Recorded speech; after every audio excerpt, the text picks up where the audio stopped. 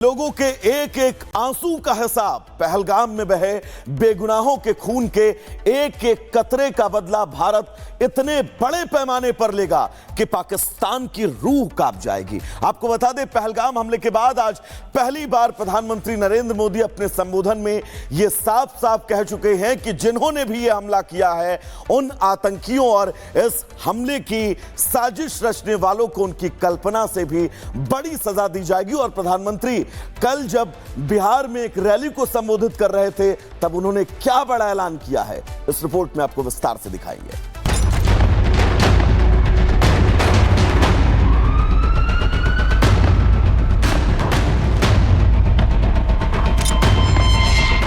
आतंकी नहीं, उनके आकाओं के भी दिन खत्म। अब मिट्टी में मिलेंगे दहशतगर्द, जहन्नुम में जाएंगे आतंकी।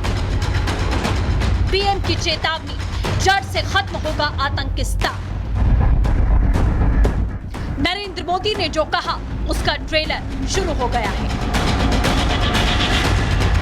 पहलगाम में आतंकी हमले की घटना के बाद प्रधानमंत्री नरेंद्र मोदी ने बिहार से आतंकियों को उनके अंतिम दिन की चेतावनी दे दी। पीएम ने साजिश रचने वालों और उसे अंजाम देने वालों को न सिर्फ चेताया, बल्कि साफ कहा कि सजा अब मिलकर रहेगी। हमले की साजिश रचने वालों को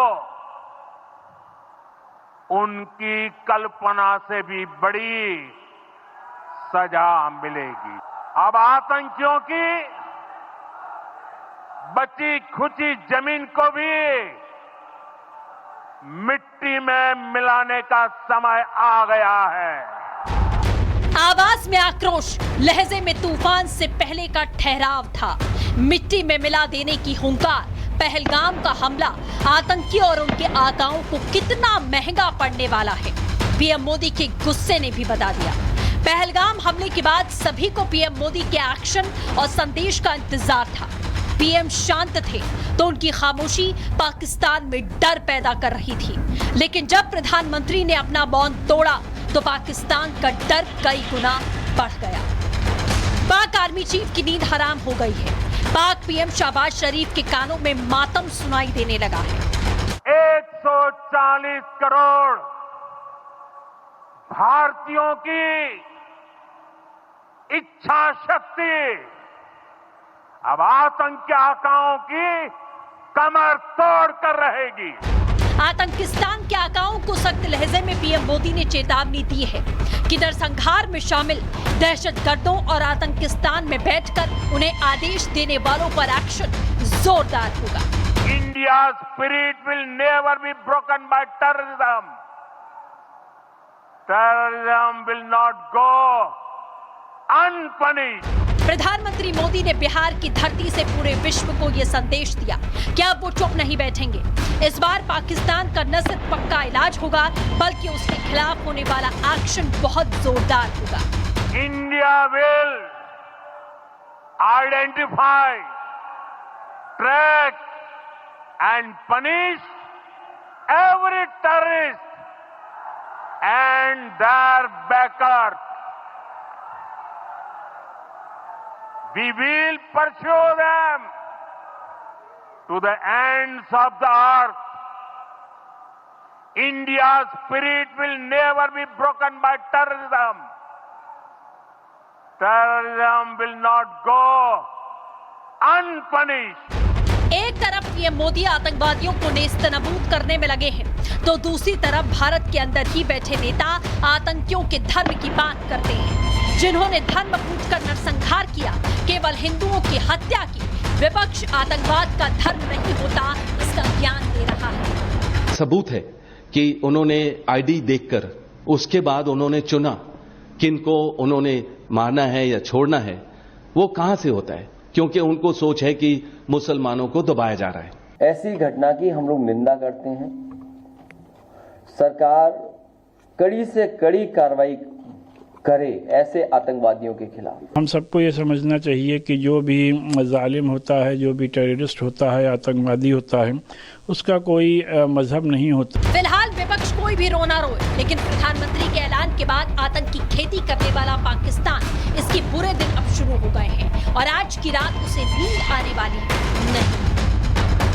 ब्यूरो रिपोर्ट, रिपब्लिक भारत। लोगों के एक एक आंसू का हिसाब, पहलगाम में बहे बेगुनाहों के खून के एक एक कतरे का बदला भारत इतने बड़े पैमाने पर लेगा कि पाकिस्तान की रूह कांप जाएगी। आपको बता दें, पहलगाम हमले के बाद आज पहली बार प्रधानमंत्री नरेंद्र मोदी अपने संबोधन में यह साफ साफ कह चुके हैं कि जिन्होंने भी यह हमला किया है, उन आतंकियों और इस हमले की साजिश रचने वालों को उनकी कल्पना से भी बड़ी सजा दी जाएगी। और प्रधानमंत्री कल जब बिहार में एक रैली को संबोधित कर रहे थे, तब उन्होंने क्या बड़ा ऐलान किया है, इस रिपोर्ट में आपको विस्तार से दिखाएंगे।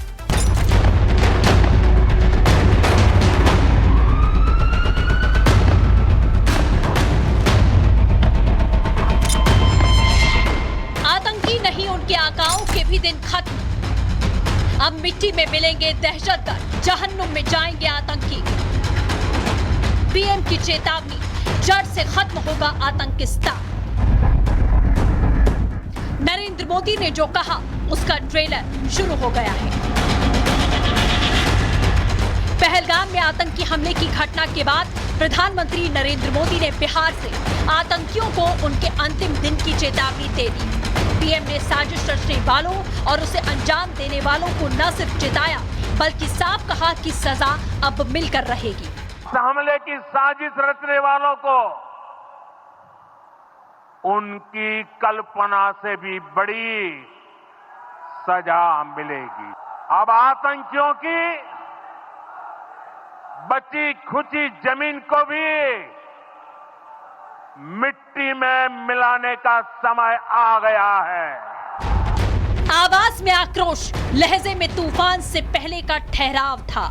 मिट्टी में मिला देने की हुंकार। पहलगाम का हमला आतंकी और उनके आकाओं को कितना महंगा पड़ने वाला है, पीएम मोदी के गुस्से ने भी बता दिया। पहलगाम हमले के बाद सभी को पीएम मोदी के एक्शन और संदेश का इंतजार था। पीएम शांत थे तो उनकी खामोशी पाकिस्तान में डर पैदा कर रही थी, लेकिन जब प्रधानमंत्री ने अपना मौन तोड़ा तो पाकिस्तान का डर कई गुना बढ़ गया। पाक आर्मी चीफ की नींद हराम हो गई है। पाक पीएम शहबाज शरीफ के कानों में मातम सुनाई देने लगा है।